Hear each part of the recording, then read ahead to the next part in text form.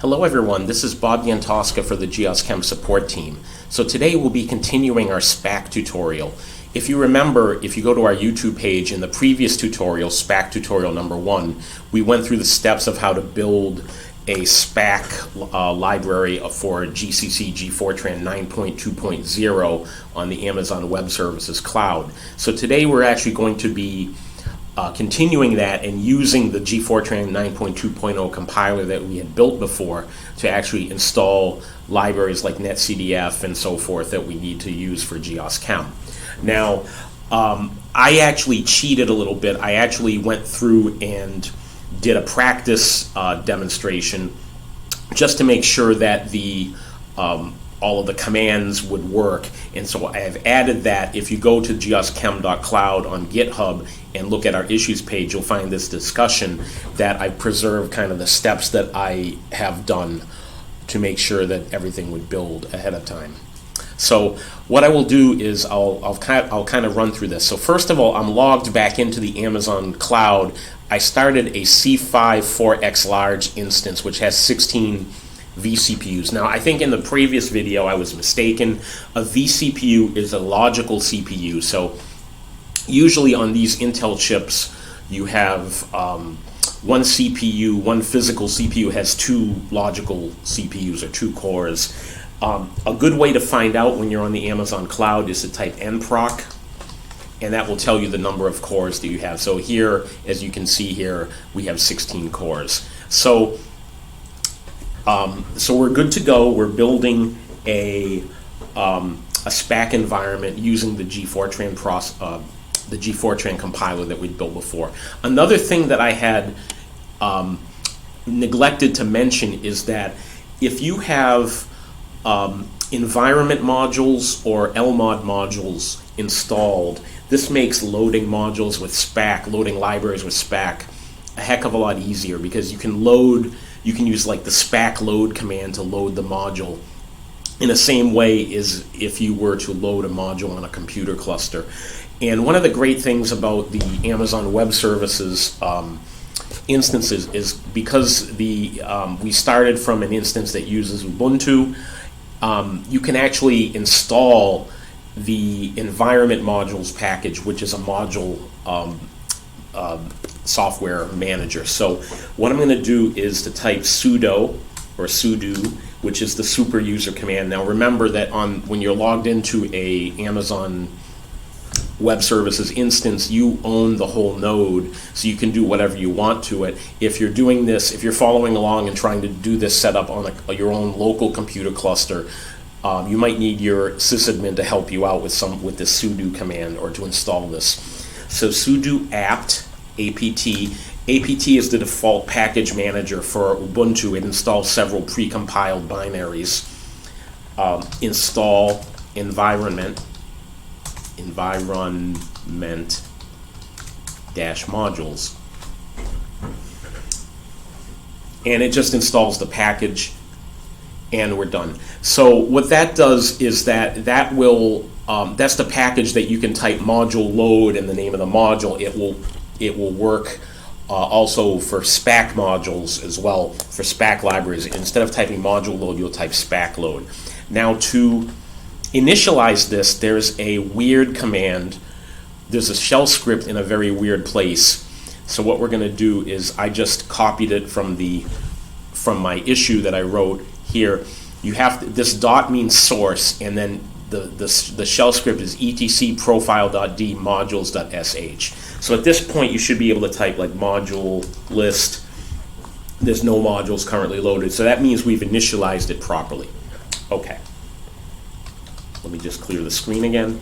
So now what we want to do is get back to installing modules with Spack. We want to make sure that we have our Spack root variable defined, and eventually we'll put this in our bashrc shell, shell script, so that it will automatically execute upon startup. But for now I'm going to type export Spack underscore root equals home, which is the variable, the environment variable for our home directory, and Spack.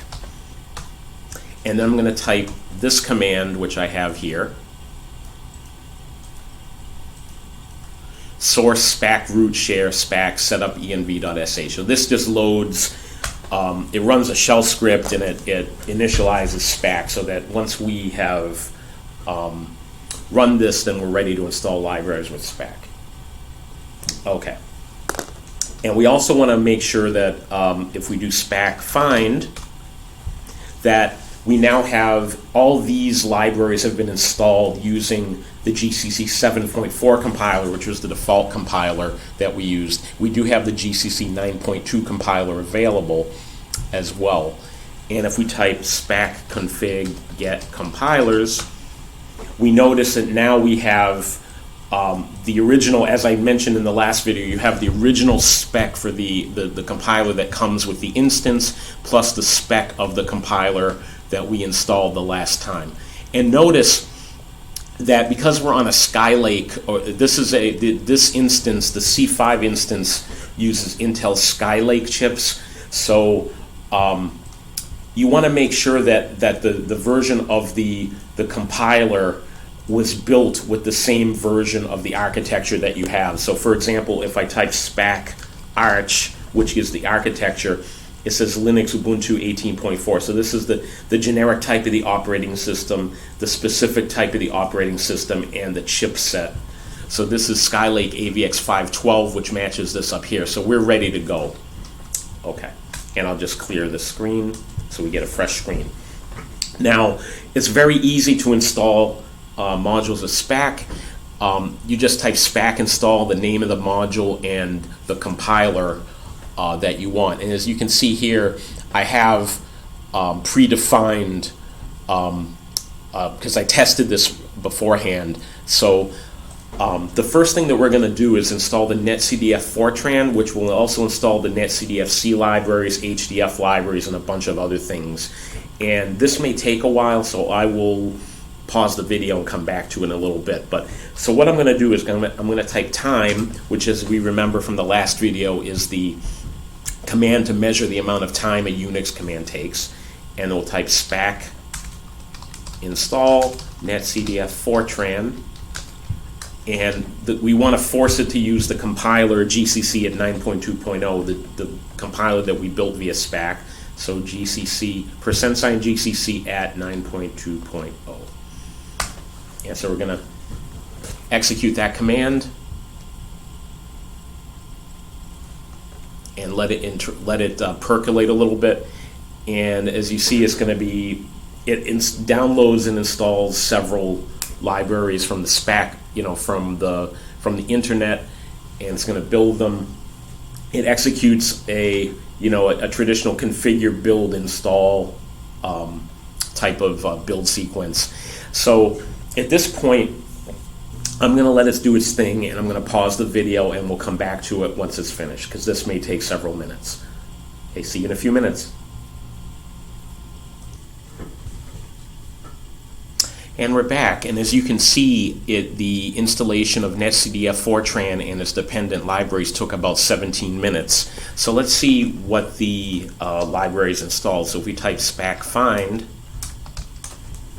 so all of these libraries were installed during that build. So not only the Netcdf Fortran, now we didn't specify a version number, so that means it pulled the most recent version, which is fine. The Netcdf C, the HDF5, the HDF5, also Open MPI, which that depends on, and also Perl, which is actually the next installation package, so that's already been installed, so we don't have to install that again, which is good. So I'm going to move down the list, and so the next command, and I'll type clear, the next command we need to issue is, and I'll just up arrow it, time spack install flex. So flex is a library that is used by a few prerequisites of GEOS-Chem. It's also needed if you build a new chemical mechanism with the GEOS-Chem KPP package. So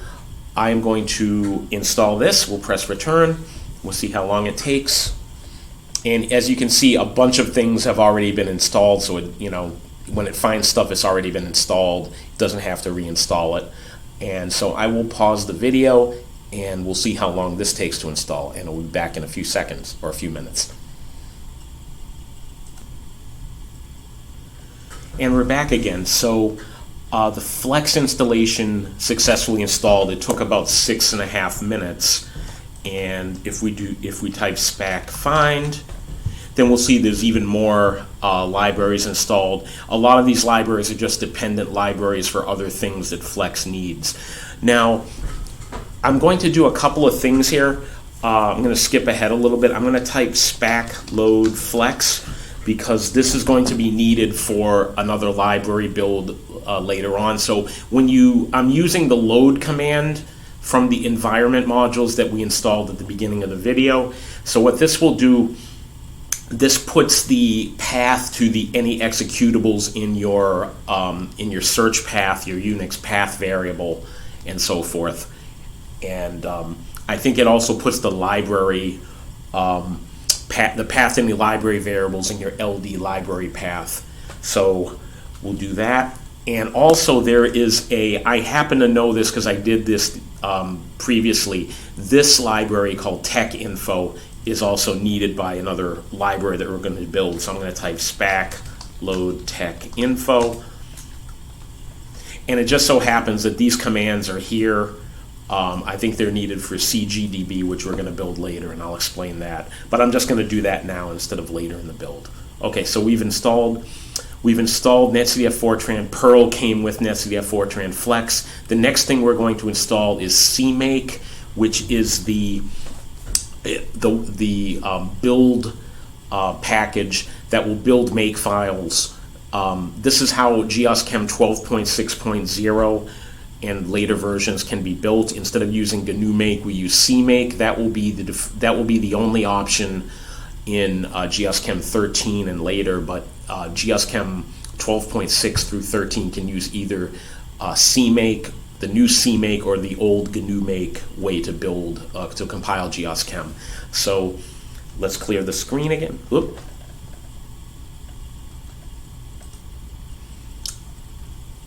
I was in the wrong window. That happens sometimes. So we'll clear the screen.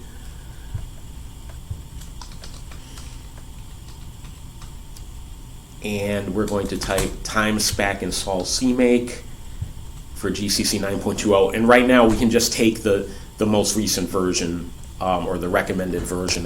We don't necessarily have to specify version number. So I'm going to let this go. As you can see, this is all these packages were already picked up. I'm going to pause the video and we'll see how long it takes to build. Okay, and the Cmake package took about 6 minutes to build, so that's now done. So if we type Spack, come over here, Spack find, we'll see we now have the Cmake package along with all these other packages as well. Okay, so let's type clear again. And so the next package that we're going to type is Gmake, the next package we're going to install is Gmake, which is also known as Gmake.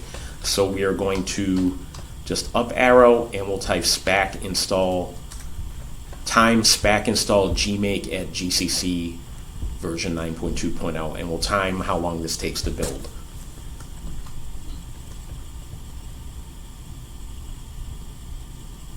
And I'm going to pause the video until it finishes.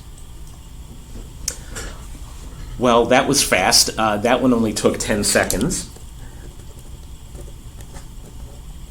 That's probably because almost everything that it needed to build was already on disk. So it didn't need to download much.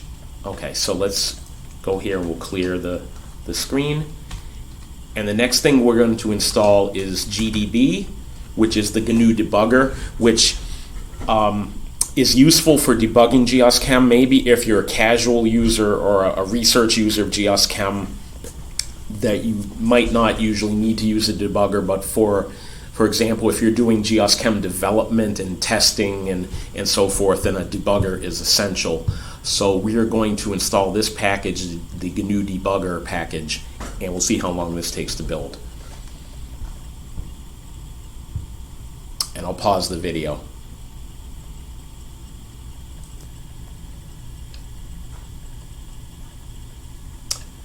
Okay, so that took, the GDB debugger took about 7 minutes to install. So at my count, I'm about 36 minutes or so into the build sequence. So these libraries sometimes take a while to build because not only do they compile the code, they also sometimes, as part of the build process, run some verification checks, which can take a while to build.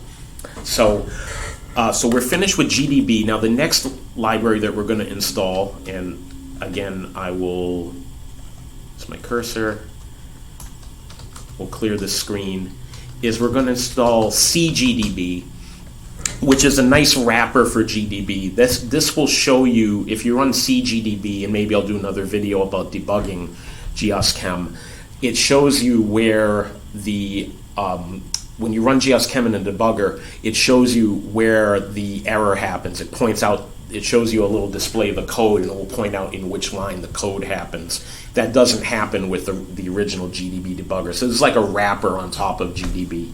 So we will build this and see how long it takes. I don't think it takes that long to build. So I won't pause it because there's only one library that it needs to build. See, it's building it now. It goes through configure, build, install. That took about 12 seconds. Okay, so I will go to the Netcdf operators, which is NCO, and so we'll try to install that as well.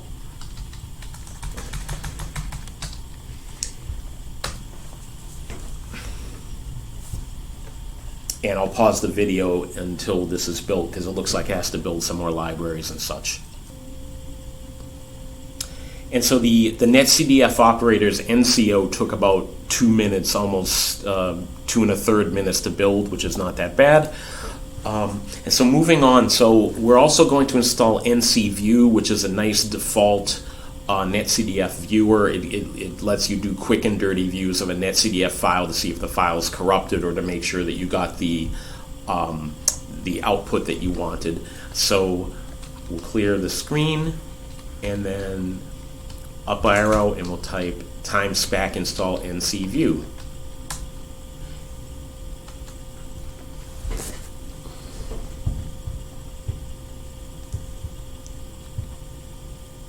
And we'll pause the video just for a minute. And so the NCView package took about a little over 3 minutes to build. So I think we're coming up on about between 40 and 45 minutes of total build time for all these packages, which isn't bad. The next package we're going to build is we're going to build Open JDK, which is the open source Java package, which is needed for the Tau package, which is the next package after that. So I'm going to build, we'll go up arrow, Spack Spack install Open JDK. Now notice older versions of Spack used to use the JDK package, but at some point that was made proprietary because Oracle owns Java, and they decided to make the JDK package, which is the Java Development Kit, proprietary. So there's an open source version of it, so that's why we have to use Open JDK instead of JDK. So just note that if you're using an older version of Spack, maybe several versions ago, you would have had to use JDK instead of Open JDK. And this should build pretty fast. Yeah, it only took 5 seconds to build. And the next package after that is the Tau package. Oop. The wrong window. Make sure I'm in the right window.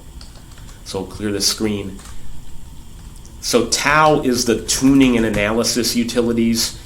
We have some information about this on the GEOS-Chem wiki. This is a useful performance profiler that the GEOS-Chem, mostly is used by the GEOS-Chem support team to look for bottlenecks in the code, like places where the code isn't executing efficiently. And I hope to do a video about how to profile GEOS-Chem with Tau in the future. So I am going to, and there's one thing is that we have to give it an option. We have to tell it not to use the OTF2 library. I tried building it previously without this option, and it halted with a configuration error because it was looking for Python 2 instead of Python 3. So the way to get around that is just not to build this option in. So we'll type this command and see how long it takes. And I'll pause the video.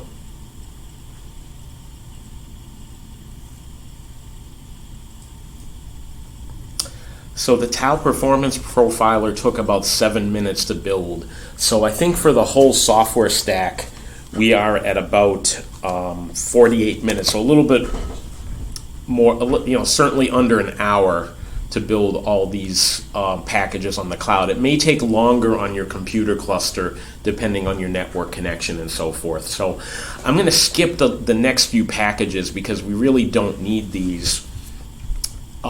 Because there's already a version of Emacs on the system, and all this stuff is only needed to build Emacs if you really wanted to. So what I'd like to do is, now that we have all these packages installed, so let's clear the screen, Spack fine. So now we have all of these packages installed. Not all of these need to be loaded for GEOS-Chem. Many of these are just dependent packages for other things that GEOS-Chem needs and so forth. So there's some post-installation setup. So what I'm going to do is I'm going to bring up an Emacs window, and actually I'm going to shift it over here just so that we can take a look at the web browser. Now I've set up a shell script, and I'll put a link to this on the GitHub issue later. This shell script is will be executed by the bashrc script. So basically this will load the Spack packages via the Spack load command. So this is a little bash script that will do that. And it will also set, for example, all these variables like OMP stack size, OMP num threads, and the proper environment variables that you need to set for GEOS-Chem. Now, I won't go into it, but if you go to the GEOS-Chem manual under the configuring your computational environment page, it goes into detail about how to specify the compiler, which is done here, how to specify libraries and so forth. So I'm actually going to, I might have to edit that a little bit. So first let's go to our bashrc file, bashrc, in our .bashrc in our home directory. And if we go to the end of the file, and I'm going to go back to our GitHub issue page. So what I'm going to do is this was left over from our last video. I'm going to take this out because we'll use Spack load to load the path. Okay, and we'll save that. And so what we need to do is add a few lines of code here. So the first line of code here is what we're going to do is add this if statement that basically, remember at the beginning of the video, we initialized the environment modules package by running this shell script in this weird location. So what this if statement is saying is if -f means it's a file. So if this script is a valid file on disk, then source it. And that will initialize the module so we can do module load command. And then the next commands we need to do are our usual commands to set up Spack. We want to put them in the bash shell so that every time you start a new shell, you want to make sure that these commands get executed. So export Spack root equals home/Spack, and we're going to source the environment file setup env.sh. Now there is I'm going to edit this command or this if statement. So what this is saying is this file, instead of init, I decided to rename it as .init. So this is the file that I just showed you here. If we go to buffers, .init GC classic, actually we'll make that .init GC classic gfortran 92, and we don't need to initialize Spack because it's done there.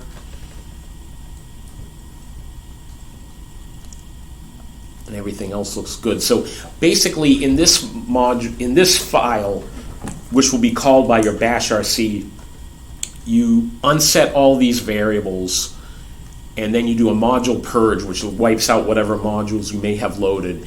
And then for each of the packages that we built, it will do a load command. So this is just bash script. This is bash script syntax for loading modules. And then again, it will define the various environment variables that you need to use for GEOS-Chem, and as I said, those are defined in the manual page. So let's go back to our .bashrc file. Well, first of all, let's make sure we saved. That is saved. Okay, let's make sure we save that. We go back to our bashrc. So if it finds the file .init.gcclassic.gfortran92, then source it. And actually, I should put this in the home directory. So if this forces a specification of it in the home directory. Okay. So now let's move this over here. Okay, we'll type clear, and if I did everything right, we'll type source bashrc. And there is, oh, this is then. So we make a quick fix.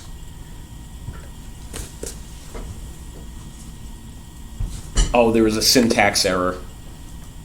Let's go back to the init GC classic. There was a couple of syntax errors. One is this 9.29 is 9.20, and Gmake.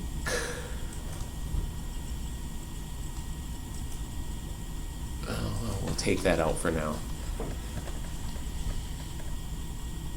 Oh, Gmake GCC 9.29.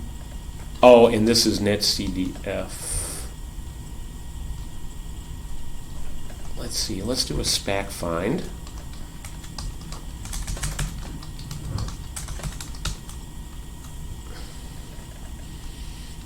So there's Netcdf C at GCC 920, and there's Gmake.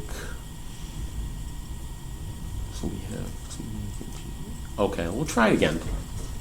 So if we source bashrc,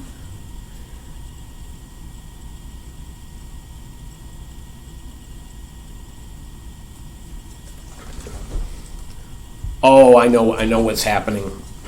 So in older versions of Spack, the Netcdf library was named Netcdf, but now it's called Netcdf-C. So in this line where we define the Netcdf home environment variable, this has to be Netcdf-C. And so what we're doing is we're using the Spack location command to with backticks. So when you put something in a bash shell in backticks, it means execute the statement that I'm typing between the backticks. So we're using Spack location -I Netcdf-C at GCC 9.20. So we're going to save this again. And when we source our bashrc, it calls the init.gcclassic.gfortran92 bashrc file. And as you can see, it's loaded all of these variables, and it tells us that there are 16 CPU or 16 cores ready for OpenMP parallelization for GEOS-Chem Classic.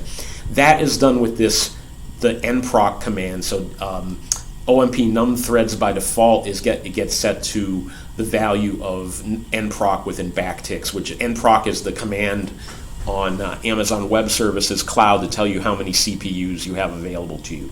So we've now built a software stack with Spack, and we've now loaded all these modules. So now the test becomes, can GEOS-Chem be compiled and run with all these modules? So let's go to our tutorial.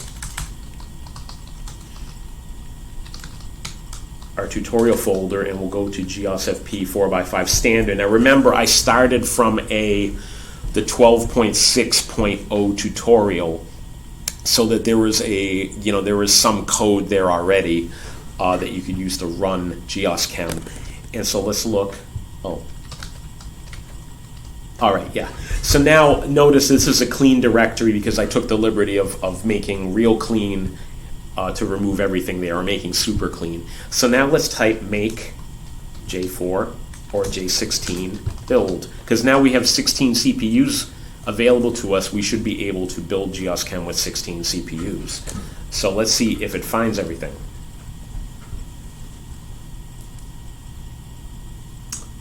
And yes, it's compiling.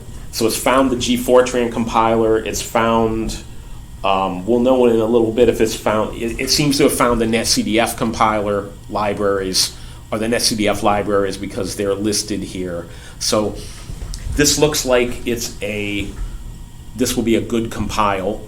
So I will pause this just because it will take a few minutes to compile, so we don't have to wait for it. And we'll come back in a few seconds. Okay, and we're back again, and as you can see, it built GEOS-Chem properly, which is good because it means it found the Netcdf libraries and so forth. So if we run GEOS-Chem, and remember, when you're on an Amazon Cloud instance, you own the whole node, so there's no need to go through a cloud scheduler like Slurm or PBS. You can just run things at the command line. So we'll type .geos, which will start. This is a GeosFP 4x5 standard run, and it'll start going. And this may take a couple of minutes to go, but as you can see, it's reading stuff from disk. So a couple of notes. The first time that you run on a cloud instance on your EBS disk, the I/O is a little bit slower than on subsequent times. This is because the way the disk architecture works, there's a little bit of warm-up, so to speak, and this is mentioned in our cloud tutorial. So it seems like the first run, the I/O is going a little bit slow, but if you did this run again, it would go faster the next time. So that may have implications for timing tests. So for example, if you're doing timing tests, you might want to do a simulation of the same period of the timing test. Like if you're doing a 7-day timing test or a 4-day timing test, you might want to run a simulation for that amount of time first, and then warm up the EBS disk, and then the next time you do the simulation, the I/O should be much faster, and you'll get a more accurate representation of how long it took to run. So I'm going to pause the video here until it finishes, and then we'll take a look at the output. And so we're back, and this took a few minutes to run a 3-hour GEOS-Chem simulation. And so now what we can do is go to our output directory. So if we type ls and we go to output dir, so it created the species conc collection file and the Hemco diagnostics collection file. Now this is where ncview comes in. So if we type ncview species conc,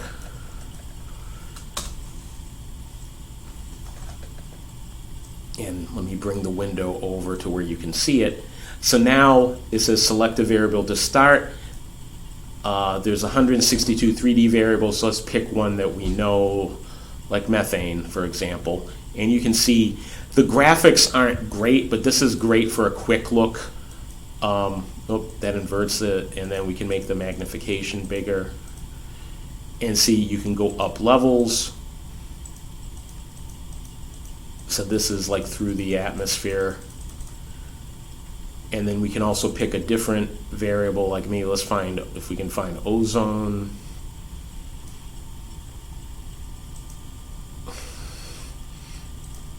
Sometimes we invert the colors. So it gives you an idea of how the output looks like.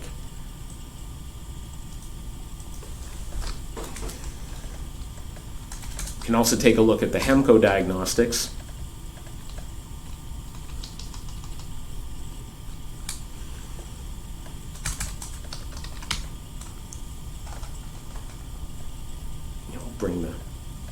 Bring the thing over there. You can take a look at, like, if you want to see total carbon dioxide emissions, and we can magnify it more.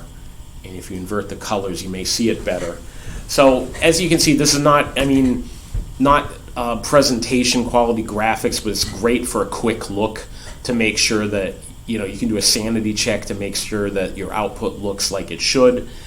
And that's basically it. That's so we've used Spack to build the libraries for GEOS-Chem. We have edited our Unix startup scripts to make sure that when we load GEOS-Chem, or when we run our bash RC file, we load all the libraries that are necessary for GEOS-Chem. The only thing that didn't go well is that I couldn't get the CDO, the climate data operators, to build. But if I figure out how to do that, I will put the text of how to do it in the comments or the description of the YouTube video that I'm gonna, before I post the video online. You can also make an AMI from this. You can also save the Spack directory to the S3 bucket, and I won't go over that, but I will be creating an AMI for GEOS-Chem development, and I will also put the information about that. So if you want to use this this software stack that I built using Spack, you can just load that AMI into your cloud instance and go from there. So I think that's all I want to go over today. Again, want to make a plug for our GEOS-Chem YouTube channel. That's youtube.geoschem.org. Make sure that you subscribe to the channel and click the bell to be notified about new videos. And look for more videos. I'll try to do a video about debugging eventually with the Tau profiler, maybe do a video in the future about running GEOS-Chem timing tests and so forth. So again, this is Bobby and Tosca from the GEOS-Chem support team, and I'll see you in the next video.